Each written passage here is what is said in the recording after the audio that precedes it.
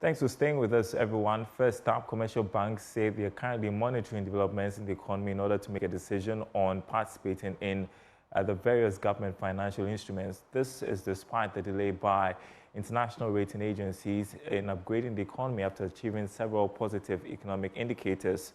Chief Executive of the Ghana Association of Banks, John Ewuah, disclosed to Joy Business that domestic banks are observing the trend and will be taking decisions accordingly.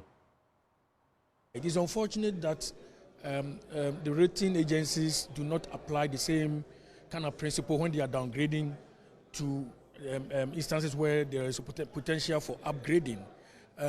During downgrade periods, sometimes information in the public domain from other secondary sources are used to downgrade countries. But unfortunately, given all the positive developments that have happened, one would have expected that they will take similar steps and quickly go back to the board and review the country's sovereign risk rating and see any potential for uplift. But as the minister said, as banks, we are also watching. We have ways of also analyzing the positives from the developments that we have seen, from the OCC MOUs that have been agreed, from the Eurobonds that almost have been closed now, the domestic debt exchange we know has already been done. These are all positives to the fiscal space.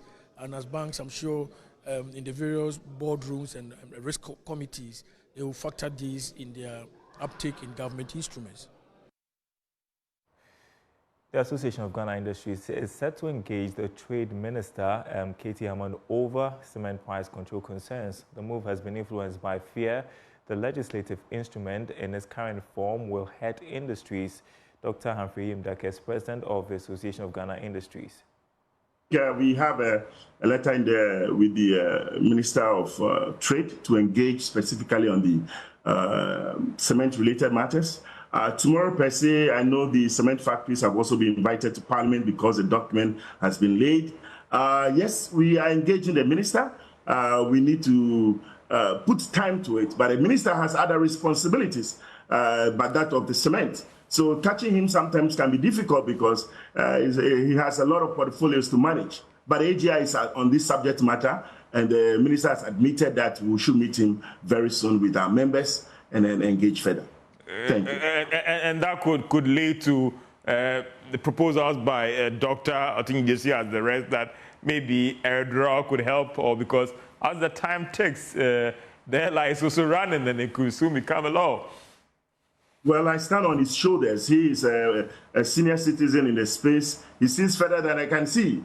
So we pray the prophecy he's just outlined may be the case. But we'll go in and engage accordingly per our mandate. Thank you.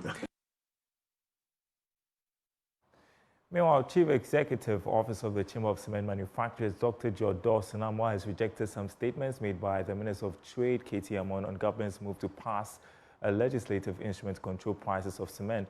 Speaking to Joy Business at a stakeholder consultative meeting, Dr. Dawson Amoah said the minister's approach in engaging stakeholders who will be affected by the LI is wrong. He described the attempt to control cement prices as unconstitutional. The forum was to address critical issues surrounding cement prices and its impact on the construction sector's growth and sustainability. It provided an opportunity for stakeholders to share their experience, insights, and recommendations on how best to address the construction industry's growth. This stakeholder meeting could have been done about 3-4 months ago. If we had done it, we wouldn't have been where we are now. From around the table and discussions, that have really gone into this LI, which has been laid in Parliament, and we are counting this.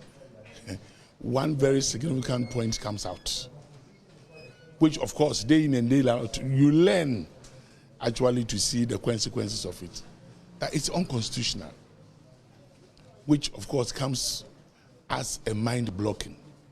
Because looking at the drafters of the LI, if they did not consider this very concern which has really come up. I didn't even have this concern about a week ago or 2 ago. It's recently when we been delving into what the LI is all about that we got to know.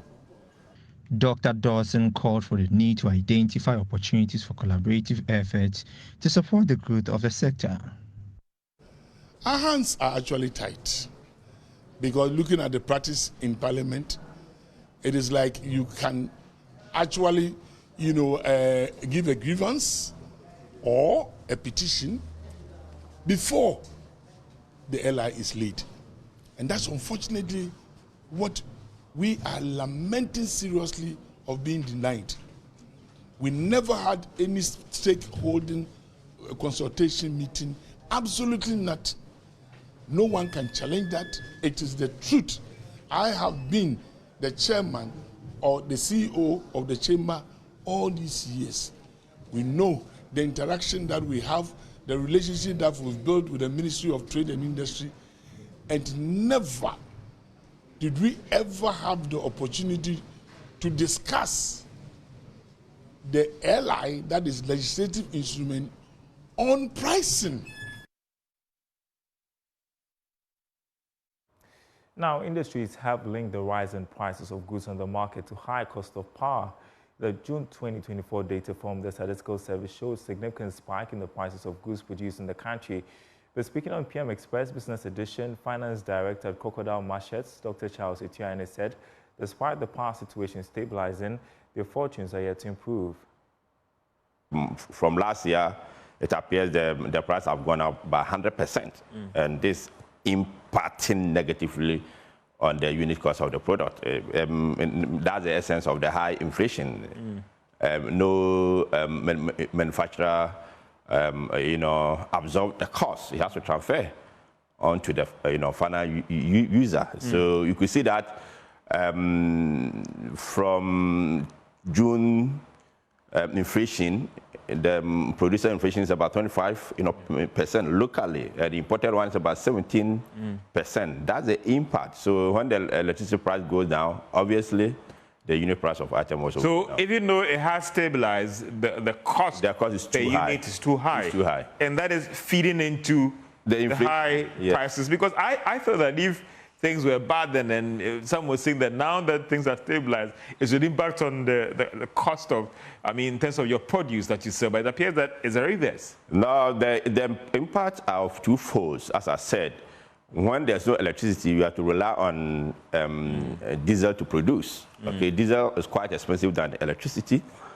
However, now that electricity is on the mainstream, unit cost of electricity is also high. Now we get 100% or say 95%, but the unit cost is high. And I'm saying that's why it's reflecting in the June producer inflation rate around 25%. Okay, so that's the essence. So it's available now, but the unit cost is very, very high. Now, the calabash has been an essential storage and food utensil in some Ghanaian communities, but the use of the bottle gourd is going extinct in southern Ghana, mainly due to the increasing patronage of plastics. Anita Sewa Ajuga seeks answers to the low patronage of calabashes. When was the last time you ate or drank from a calabash? It's been a long time I used a calabash, but I prefer the calabash to rabbis.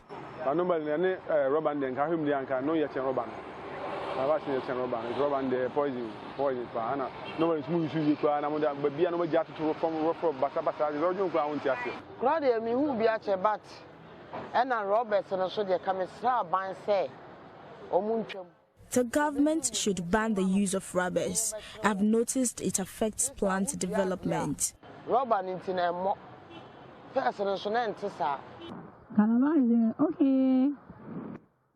I get to use the calabash on occasions, but I personally don't use one at home. Now we only use the rubbers.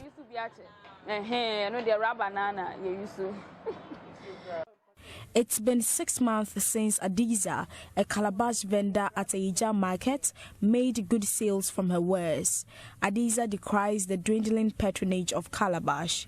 She attributes the decline to the low use of calabash in today's society. Oh, they said the crab business in it, dear. And what is a first? First, they need to. The influx of plastics has collapsed the calabash business.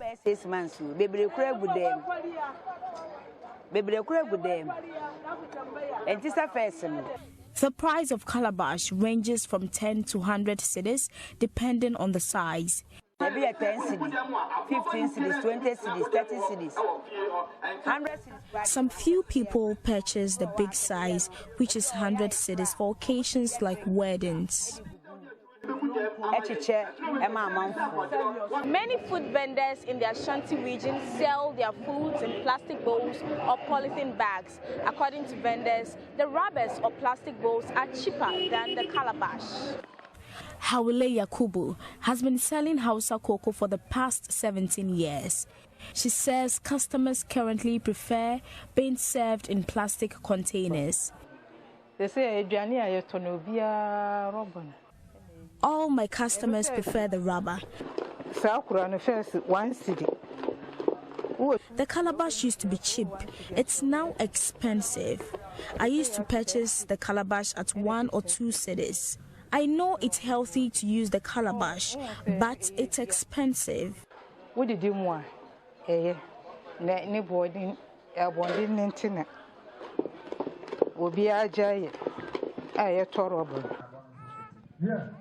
It takes less than an hour to make calabash from the fruit. Patricia Ofei takes me through the process of making a calabash from scratch. Cut the calabash open according to how you want it to look like. Then scoop the inedible mash out. Wash it and dry for some few minutes, and it's ready to be used. Unfortunately, the round gourd plants in places like Techikrom in the Ashanti region are left to rot. Residents are helpless in adding value to the calabash.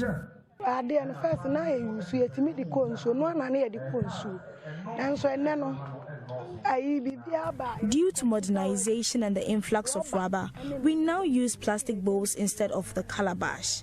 Now we leave them to rot.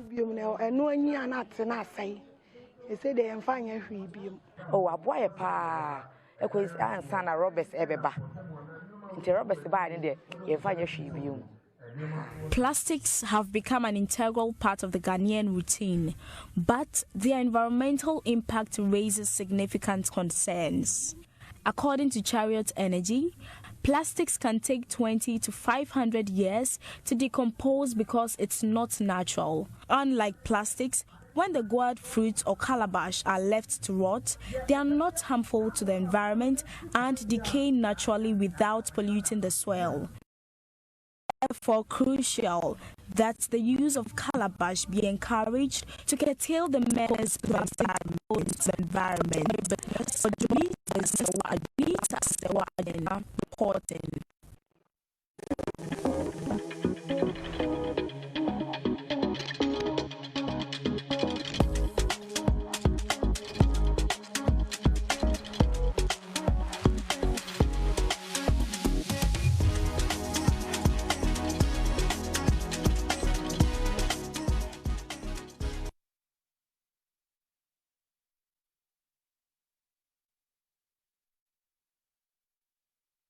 John Alert, we are awaiting a press briefing from the TUC on the decision by SSNIT to sell 60% of its stake in 4 hotels to Rock City Hotel. You know, that controversy that has been brewing over the last couple of months.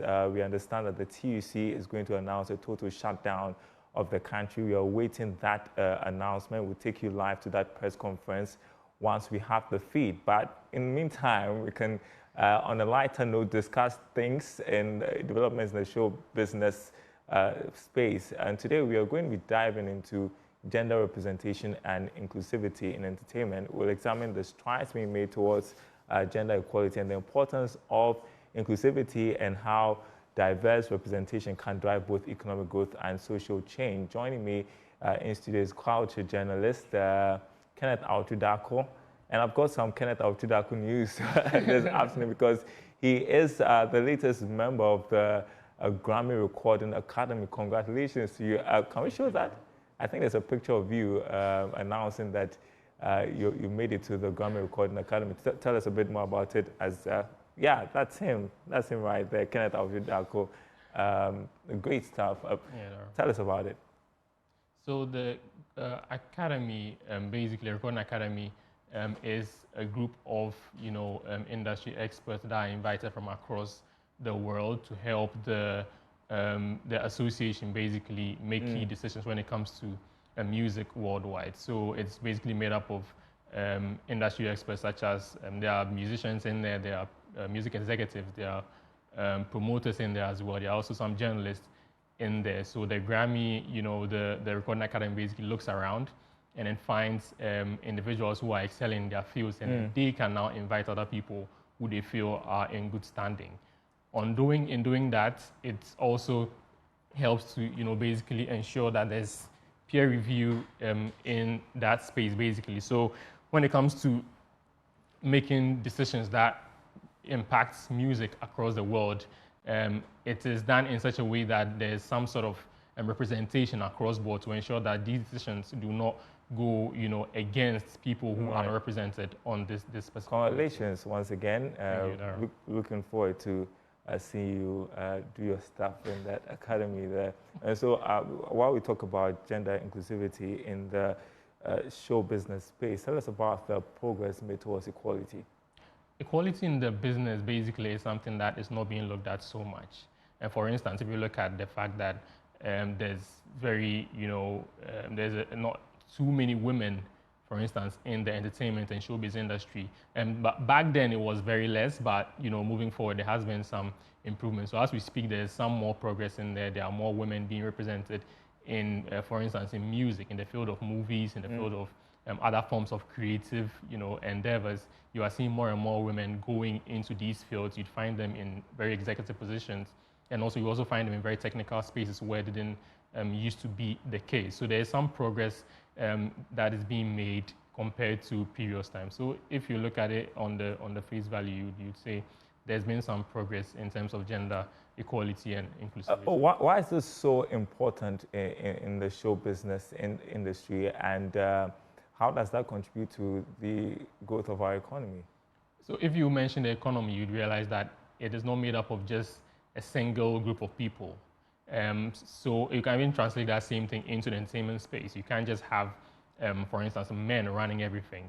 In doing that, you'd realize that you'd alienate a lot of people. For instance, the females are going to be alienated, which means that a side of the story, which is very important in creative arts, which needs to embody a very rich sense of value in whichever context that is in. If you eliminate people such as women, or you eliminate people who are, for instance, how do you even put it? People who are physically challenged or have some, challenges in terms of very different types of challenges as well. You'd realize that it alienates, it removes a very key part of whichever context that you are trying to build in the entertainment space. So it's very important that their stories are told to be able to also ensure that there's a holistic view when it comes to the creative arts space.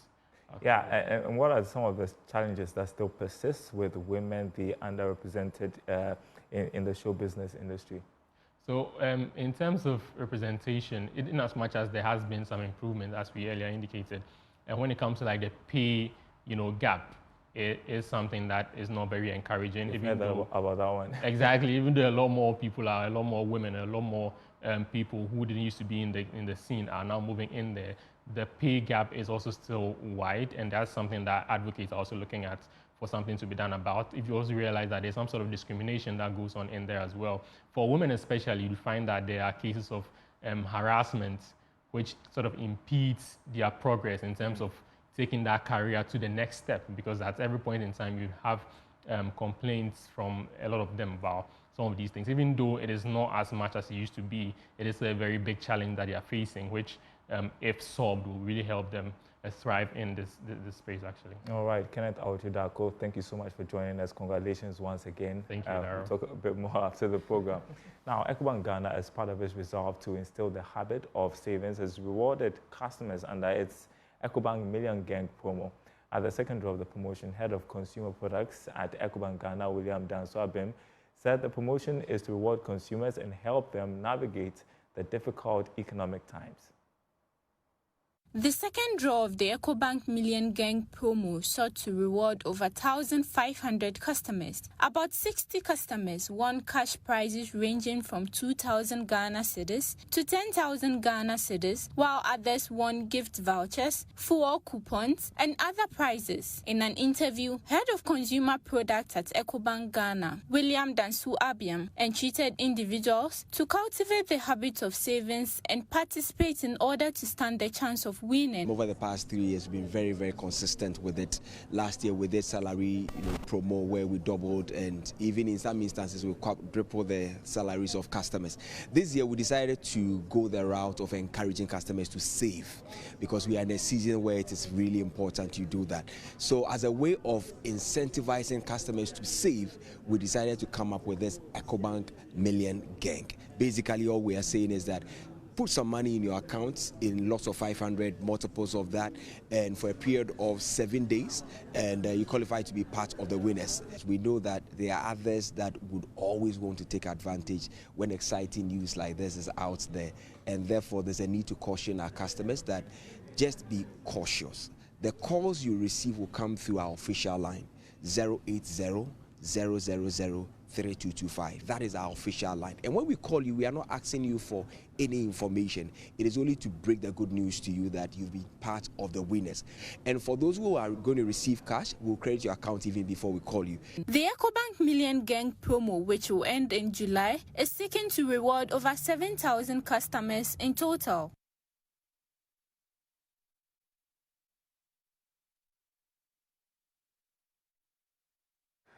Some quick news for you this afternoon. Atlantic Lithium has confirmed that it has submitted its mining lease to Parliament for ratification. Remember that Atlantic Lithium recently listed on the Ghana Stock Exchange as part of requirements to enable Ghanaians to participate in the operations of the firm. We've got more in this report. On behalf of the mining firm by the Ghana Stock Exchange said the necessary parliamentary process is now underway for Parliament to ratify the mining lease. Atlantic Lithium this year commenced lithium exploration and production to deliver Ghana's first lithium in commercial quantity at the Awoya Lithium Project in Mankesim in the central region. In addition, the company has also announced that following the cooperation with the Minerals Commission's investigation into a tragic incident that occurred at the project site on Tuesday, 9 July 2024, which was led by the Chief Inspector of Mines, is ongoing. The site has been released back to Atlantic Lithium and operations have been authorized to recommence.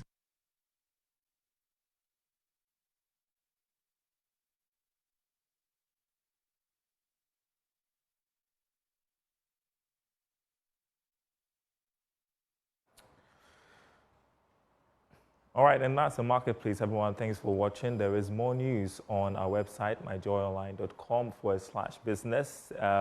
With OILI on cement pricing for further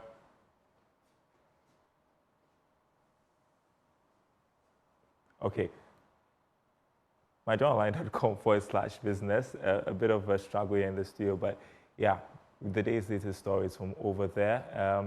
Do stay tuned when we get that live feed from the TUC press conference for you. We'll bring it to you as we have indicated. The TUC is announcing a total shutdown of the country following the decision to sell SSNIT's stake, 60% stake in 4 hotels to Rock City Hotel. We'll take you there live once we have the feed. My name is Darryl Kwao. Enjoy your weekend.